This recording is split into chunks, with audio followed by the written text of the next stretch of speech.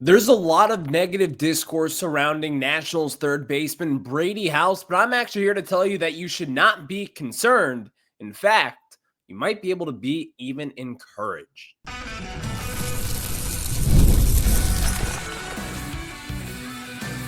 You are Locked On Nationals, your daily Washington Nationals podcast, part of the Locked On Podcast Network, your team every day.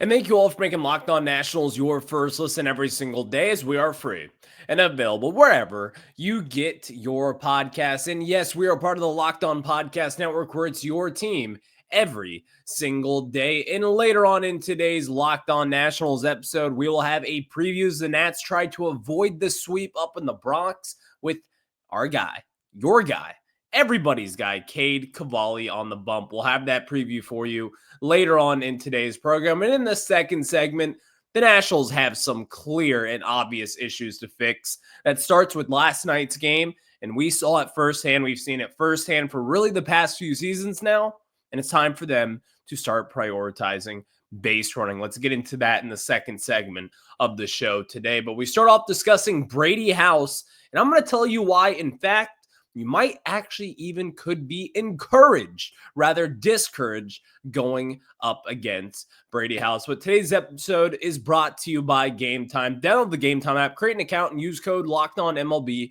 for $20 off your first purchase. So first and foremost, let's be honest. Brady House has had a relatively disappointing first season if you're judging him by the numbers. But then if you look deeper into it, you should actually be a little bit encouraged. Now, hear my positive twist on this. I think right now, if you look at Brady House, we all know he's not a finished product. We all know that the strikeout rate up to this point has been pretty bad. 56 strikeouts in his first 190 at-bats. We saw it last night, 0 for 4 with 3 strikeouts. That is the one area where you can say, you know what? Brady House has struggled in that. The strikeout rate in nearly over 25% of his at-bats, that's been pretty bad up to this point. That is something that I can say he needs to fix that moving forward. But the preliminary numbers at this point, his batting average, his slugging, none of those things have been overwhelmingly good. In fact, having a 569 OPS through his first 51 games is relatively disappointing on a scale. But looking at the deeper numbers of what kind of generates these stats and what kind of maybe the stuff that we don't see on paper, I think is actually encouraging for where Brady House is. Now, again, this might be a positive twist, and coming off a couple straight losses here from the Nationals, you might not want to hear this, but this is the medicine that we will have to take. Right now, if you look at his expected numbers, for instance, his expected batting average, that is well above average according to Baseball Savant. Number one, that tells me that he is getting a little bit unlucky. Now, you might, if you're an everydayer out there, you might realize that you're like, Ryan, you said the expecting batting average does not matter for Keibert Ruiz and does not matter for Luis Garcia Jr. For those guys, it's different. Because again, when you use these sample sizes over years and years and years, miss me with the he's unlucky. But through someone's first 50 to 60 games, we can use this stat. And honestly, I think that is where it is useful. Because at this point, his hard hit percentage is still well above average. His sweet spot percentage is well above average. His average exit velo is still right around average for Major League Baseball today. Brady House has actually been a lot better than what the stats may indicate. And even then, we may not see the high exit velos all the time. When he does get a hold of a pitch, you understand why this guy is good. You understand why he is such a big-time prospect for this team. You should not be discouraged by what you have seen. Because also, Brady House is still 22 years old. And he just turned 22 back in June. This is still a very young, immature kind of player. Not immature personally, but just as a baseball player today. This time in 2025 for him will be crucial for him to take the next step in 2026, which I do believe he will take. The only discouraging thing for me is his strikeout rate. But if you have followed him through the minors, and again, if you're an everydayer out there, you've probably heard of Brady House before. His strikeout rate has always been high. And in today's game, you can have a high strikeout rate and be totally fine as a player. This is not 2005 anymore, where guys are only striking out 70, 80 times a year. That's not that anymore. Aaron Judge strikes out a lot. Giancarlo Stanton, who had 5 RBIs against us, he strikes out a lot. Some of the game's best hitters strike out probably the most. James Wood, Vladimir Guerrero Jr. There are plenty of guys out there that strike out a ton, but still put up elite numbers. I think Brady House will be amongst some of those guys sometime in the relatively soon future. I truly do believe that.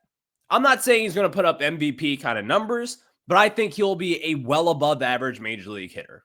I think he can hit for a little average. I think he will definitely hit for power eventually. And I do think his walk rate, which is also a little bit of an issue, will ultimately rise up from being in the ashes at this point.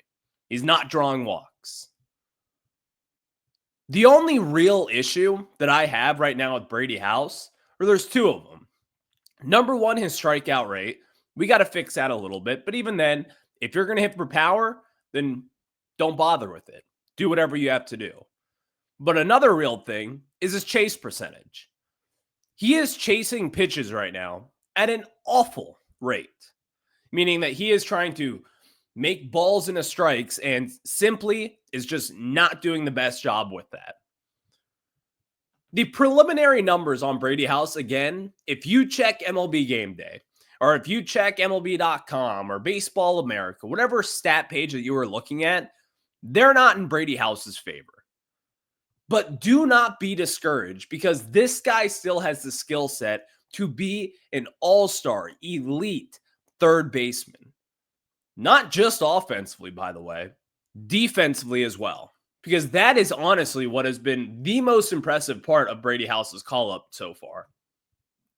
We knew House was going to be a solid to really good third baseman, but this guy is going to be, in my opinion, in that Gold Glove conversation. Not this year, but in 2026 and beyond. What he has shown me over at third base kind of screams true to the comp that we gave him before this season, which was a Matt Chapman kind of player. Someone who is elite defensively, who also has the ability to hit 30 to 40 home runs a year. That's the kind of player that I expect Brady House to be. And if the best case scenario, honestly, might be like an Austin Riley type from Atlanta. Someone who is a good all-around hitter, but also solid defensively over at the hot corner. I see those 2 players, and I also see Brady House. I still think that this guy is going to be very, very good. And if you look, again, over his first 200 at-bats, just throw it away. Because he does have the underlying metrics that may indicate that this guy will be a good player eventually. And I am willing to take the chance and say that his expected batting average and whatever it may be, his expected slug will come into fruition, and this guy will be able to hit for power sometime in the near future. Because one thing that has actually been kind of jarring about Brady House, he has not been able to catch up to fastball so far.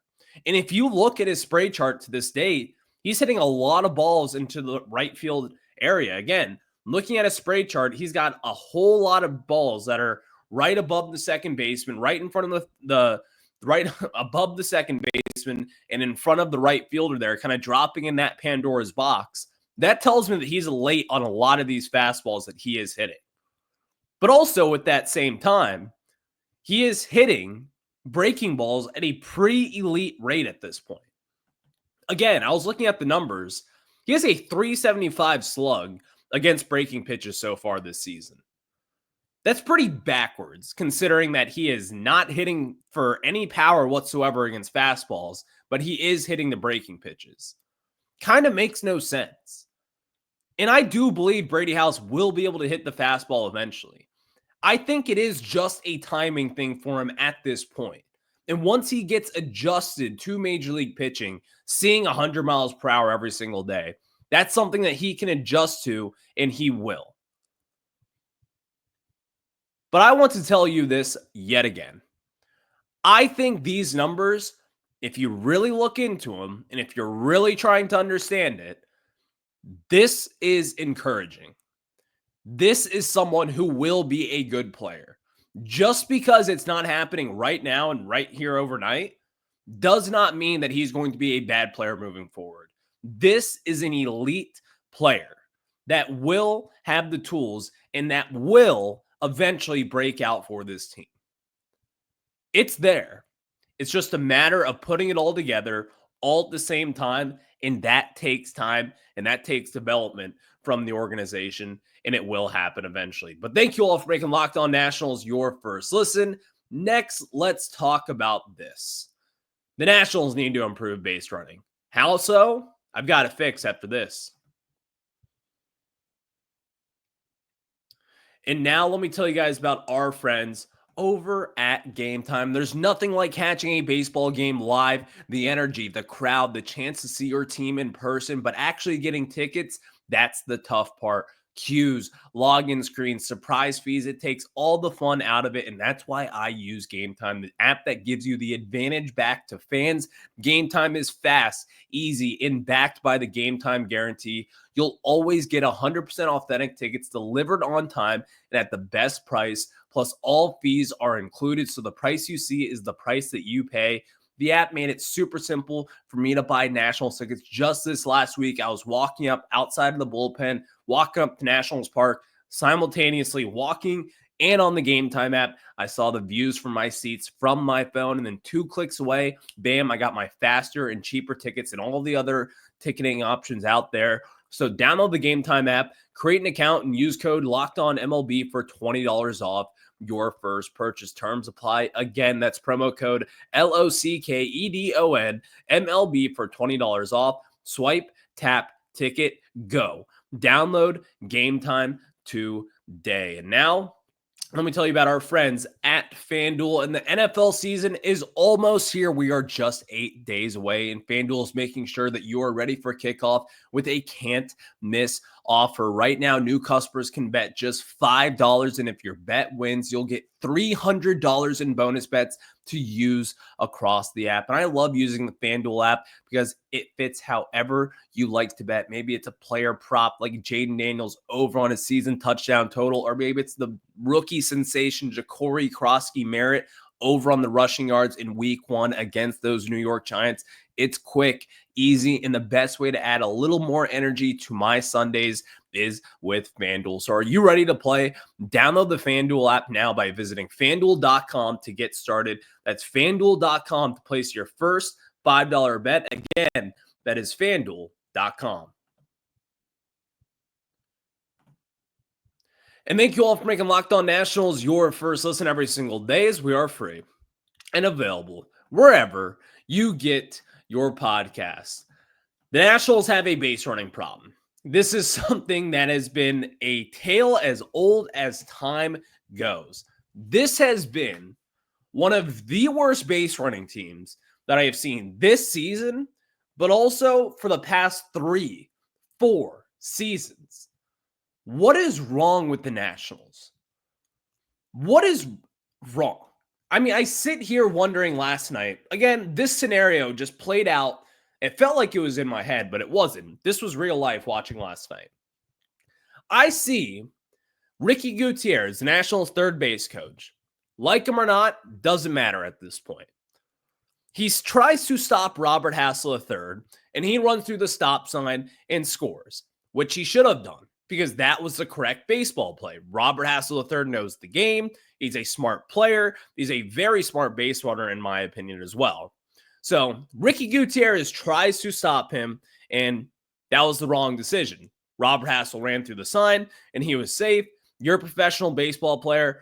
I'm not going to be upset about you running through a stop sign. You know the game just as much as those coaches do as well. So perfectly fine with what he did in that aspect, because I did see some people saying, and I got one DM about this, was Robert Hassel should not be running through that sign. Absolutely not. Now, if Robert Hassel was gunned down at the plate and he was out, then yeah, let's talk about that. And that's a real issue. But he bet, he took a gamble, and he won. So I'm not going to sit here and say, well, if he was out, I would have been upset. We would have had a talk. We would have discussed it. It wouldn't have been a great look for him. But that's not what happened. He made the correct baseball play. He had the correct judgment there, and he was safe, and that's what he should have been doing. And then later on, Ricky Gutierrez sends James Wood, and he is out at home. The Nats have an issue, and we know this, but it is a base running issue. They get picked off, which they did last night again, over at first base. They get picked off more times than I have ever seen from a Nationals team at this point. I don't have the numbers in front of me, but we will certainly look through it this offseason. I can tell you that right now. This team needs a coaching overhaul. That is my big takeaway. And I don't think it's that crazy. I don't think you're sitting there in your car listening, or wherever you're listening to this podcast right now, saying, no way, this team needs a coaching overhaul. But I'm just saying the obvious out loud at this point. The Nationals need to prioritize a very, very different coaching staff this offseason. You are not going to see Jim Hickey. We should not see Gerardo Parra back at the first base coach. And we certainly should not see Ricky Gutierrez back as a third base coach for this team. This is a huge, huge problem in my opinion. And again, running into outs is one of the most problematic things for the Nationals in 2025. We can talk about pitching. We can talk about the bullpen, who has also, by the way, looked pretty good the past few times out.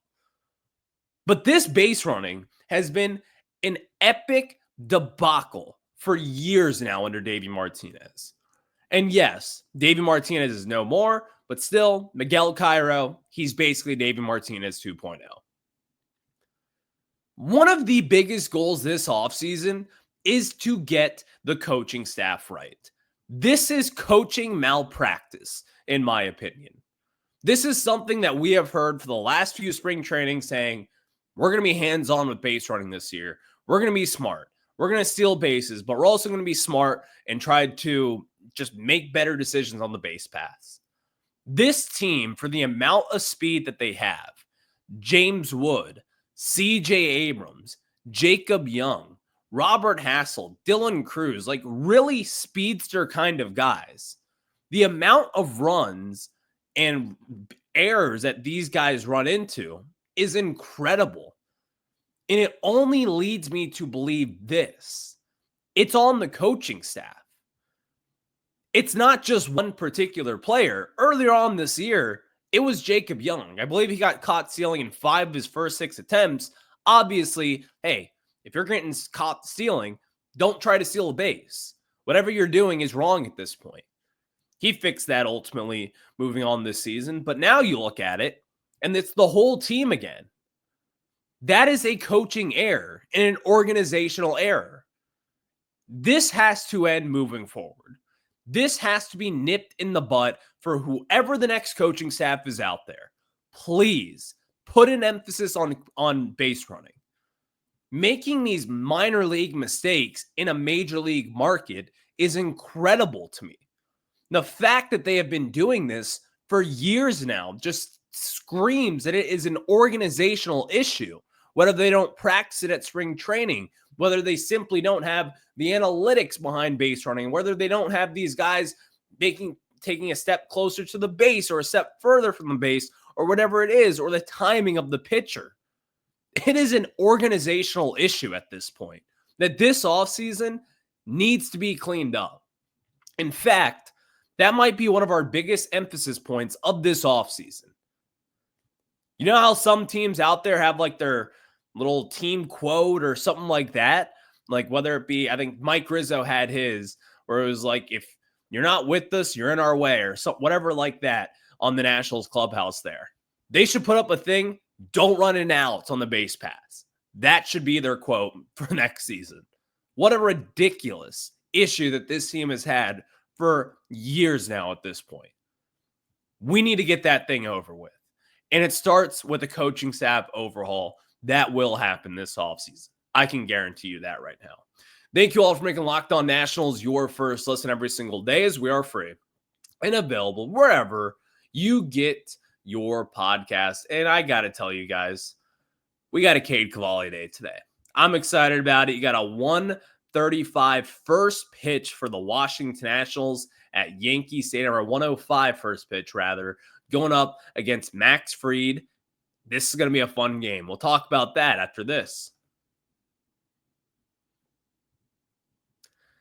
Hey, Nats fans, are you still paying full price for gas? Stop leaving money behind and get real cash back every time you fill up with the free Upside app. Simply download the free Upside app in the App Store or Google Play right now and start earning cash at the pump today. And use my limited time promo code SEASON and get an extra 25 cents back per gallon on your first fill up. You could make up to $300 a year just from buying the gas that you already needed. And at first, I thought it was too good to be true, but it's totally legit. People and real people are getting paid just to make your daily commute, and you can too. And plus, you can cash out anytime for your bank account, PayPal, or an e-gift card for Amazon and other brands as well. So don't let this offer on by.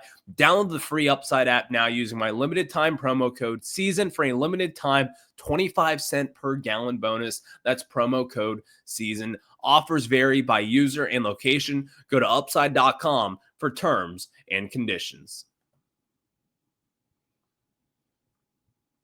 Happy Cade Cavalli Day to all who celebrate. But before we jump into that, Locked On Nationals fans and Locked On podcast listener fans, we have an important request. Locked On wants to hear from you, and we put together a survey to learn more about our listeners and make your favorite podcasts even better. This is your chance to tell us what you like, what you don't, and answer questions about our advertising. Go to lockedonpodcast.com/survey to get started. Everyone who completes a survey will be entered for a chance to win one of 10 $100 Amazon gift cards. Again, that's lockedonpodcast.com/survey. You can also find the link in the show notes. Thanks for helping us out. And thank you, Cade Cavalli, for making my life a heck of a lot better. Cade Cavalli is on the bump tonight against Max Fried. It's actually today going up against Max Fried. Not tonight, but Cade Cavalli is one of the biggest storylines to watch for the next month plus of this season for the Nationals. I mean, Cade Cavalli came back from the dead, basically. We had very limited expectations for what we thought Cade Cavalli would be, but right now, we're in a great place. And when I mean a great place, I mean this is someone who could be like your number 2 to number 3 guy for next season. I am stoked with where Cade Cavalli is. Seeing him touch 97, 98, 99 consistently is a big get, in my opinion. Seeing his walk rate as low as it has been through his first 4 starts of the season has been one of the main notes that I cannot get past. Cade Cavalli has been very good for the Nationals right now. And again, if you look at his whip numbers at 134 in the year, not overwhelmingly good, but I still think if you watch him and then look at the stat sheet, it doesn't really add up. I think that he has actually been a lot better than what the numbers indicate for him. Like, again, he has a sub-3 ERA. He has struck out 18 batters in 22 and a third innings pitched, only walked 6 batters in that time, and has only given up 2 home runs. But I think he has been a lot better. The command of the zone has been one of the most intriguing things so far with Cavalli. Having the strike rate that he does at this point, for someone who came up from the minors, who had a sky-high walk rate, he's not walking a lot of guys. He's not giving up a ton of base runners. His command has been very good so far. And the one pitch that continually comes in that everyone talks about with Nationals Twitter or on Instagram, whatever it could be for you, is his knuckle curve. That is a disgustingly good pitch that comes up from the 12-6 side. And that's one pitch that simply you cannot touch. So going up against guys like Judge today, and again, a very lefty-loaded lineup with the Yankees, it concerns me a little bit, especially after seeing what Giancarlo did last night against us. I mean, again, the Yankees, they don't just have to have Aaron Judge beat you. They can have Giancarlo Stanton beat you. They can have Jazz Chisholm beat you as well. Someone who has also hit for a lot of power from the left side of the plate for the Yankees so far. This is a good offensive team. Duh. But Cade Cavalli, this might be a good matchup for him. Again, he is going to have to live low in the zone. He's going to throw a lot of knuckle curves today. You're not going to see him blow by heaters. You may see him try to jam Aaron Judge high and inside. I think that's kind of the play when it comes to Judge, because again, that's kind of one of the zones where he really struggles with being 6'7". He kind of struggles getting up high with the hands there. I like this matchup for Cade Cavalli going up against Judge, but I worry about guys like Jazz Chisholm and the other lefties, Ben Rice coming out of the left side of the plate. He's another guy to really watch going up against Cavalli tonight. And of course, the Nationals are going up against Max Fried. We're very familiar with Max Fried over the years. We've all seen him. And CJ Abrams actually had some pretty good success against him in that time. He is 4 for 10 with a home run in there, a solo home run back at Truist Park a few years ago. And then also you see guys like Josh Bell, who has had a lot of success against him in years past. Andres Chaparro in a few at-bats. Dylan Cruz in a handful of at-bats. And Luis Garcia Jr. has not hit for any power against Max Fried. So this is going to be one of those weird matchups. Again, one of our old division foes with Max Fried takes the mound against the Washington Nationals, but this time for the New York Yankees. This will be a fun matchup. And again, Cade Cavalli's on the bump today. Can't wait to watch it. 105 first pitch. Let's try to avoid the sweep in the Bronx. I'll catch you guys on the flip side. Have a good one. Go Nats.